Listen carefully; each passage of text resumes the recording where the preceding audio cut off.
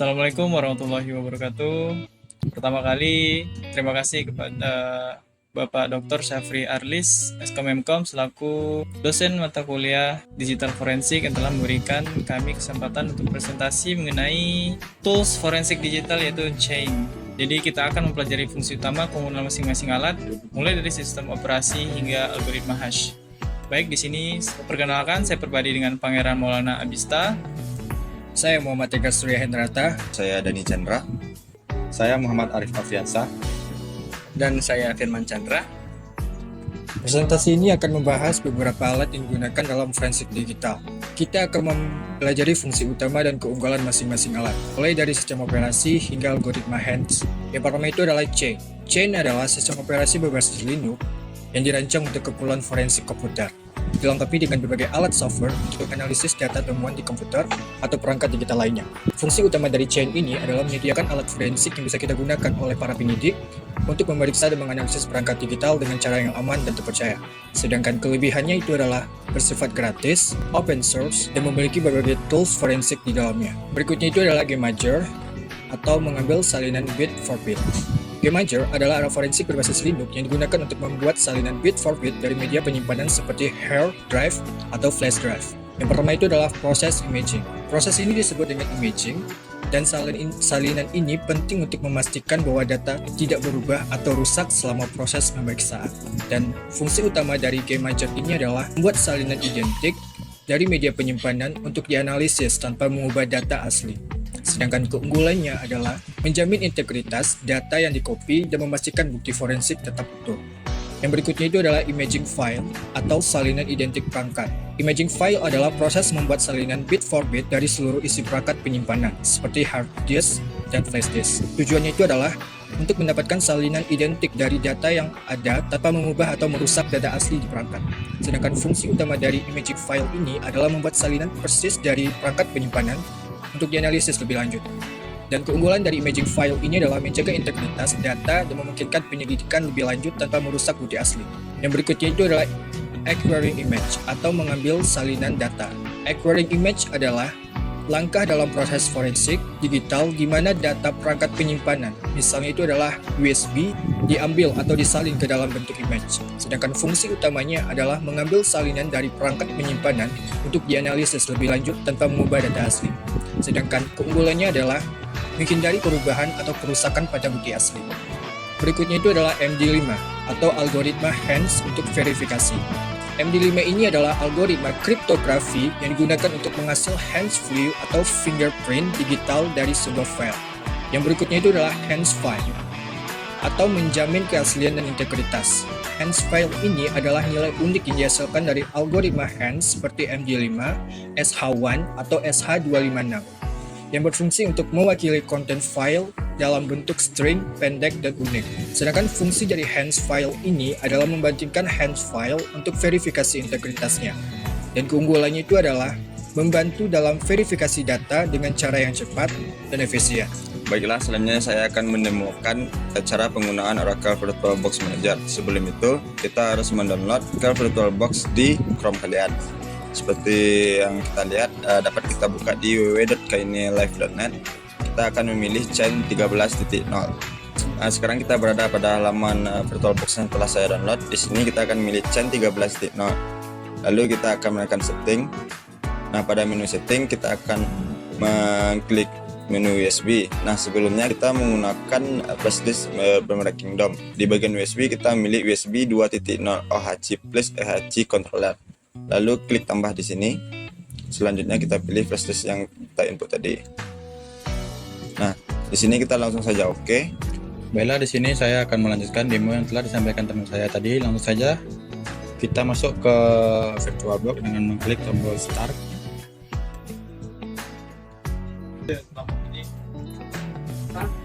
Kemudian di bagian loading ini memerlukan waktu yang cukup lama, jadi video akan saya persingkat hingga masuk ke halaman dari Kain. Baiklah, setelah loading kita akan masuk ke VirtualBox Chain. Di sini kita masuk ke bagian format disk. Kita klik tombol menu, kita klik aksesoris, kita pilih disk, kita pilih apa yang kita gunakan, yaitu Kingston Data Travel G3. Kita klik titik 3 di atas, klik format disk. Sini kita pilih yang quick. Di partitionnya kita pilih yang compatible with modern system and hard disk. Kemudian kita klik format. Baiklah, selanjutnya setelah format selesai, kita klik tombol tambah. Kita pilih next. Di sini kita buat volumenya. Pastikan erasernya off. Selanjutnya kita pilih internal disk for use with Linux yang extension 4. Kemudian kita klik create. Baiklah, di sini sudah berhasil. Selanjutnya Oke, saya akan menjelaskan tahap selanjutnya. Setelah teman saya tadi memformat disk tadi, kita akan melakukan akuisisi disk atau mengcloning disk secara keseluruhan agar nanti data aslinya itu tidak terganggu. Kita akan melakukan cloning tersebut. Kita akan menggunakan salah satu tools dari yang ada di Kaine, yaitu kita akan menggunakan GuiMager. Kita buka aplikasinya, kita buka toolsnya. Di sini akan tampil beberapa disk model. Yang pertama itu ada VBox CD-ROM, Kingston, VBooks, dan file system. Di sini, karena kita menggunakan Kingston Data Traveler, kita pilih Kingstonnya, lalu kita klik kanan. Nah, di bagian sini akan tampil beberapa pilihan: acquire image, clone device, abort, ataupun info.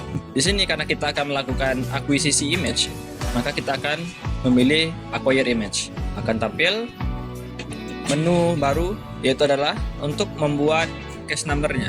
Di dalam data-data di sini kita akan memasukkan info-info yang terkait dengan flash disk yang akan kita akuisisi. Kita masukin datanya, seperti case number ini kita contohkan saja sebagai 001. Evidence number-nya juga 001. Examiner-nya kelompok 6 boleh. Deskripsinya itu adalah untuk mencoba tools forensik di Kaine. Nah, di pilihan destination-nya kita akan pilih tempat untuk acquire image-nya. Kita contohkan saja di media. Di sini kita buat saja folder baru itu dengan nama kelompok 6 Kaine. Kita choose di sini kelompok 6 tuh. Untuk image file name ini kita coba beri nama KLP6. Di sini langsung saja kita start. Di sini statusnya akan running dan progresnya akan bertambah seiring berjalannya waktu. Karena ini akan memakan proses yang begitu lama, maka kita akan tunggu saja dan kita choose langsung setelah dia selesai. Baiklah, saya akan melanjutkan pada konteks yang GuiMager tadi. Setelah kita menunggu proses yang cukup lama, maka di sini akan menampilkan keterangan finish atau verified dan oke. Ini artinya penyalinan flash disk kita berhasil. Maka kita akan mengecek hasil dari salinan tersebut pada media komputer kita. Sini kita tadi menyimpan pada file system di bagian media, kemudian di kelompok 6C ini. Dan ini merupakan hasil salinan dari flash disk yang kita miliki. Untuk mengeceknya, itu kita bisa mengambil pada kelompok 6 info. Baik, di sini ada beberapa keterangan dari file yang kita salin tadi dari GuiMager tadi.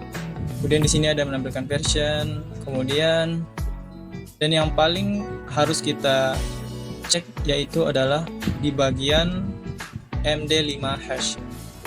Dan kita harus membandingkannya dengan MD5 hash yang telah di verified image.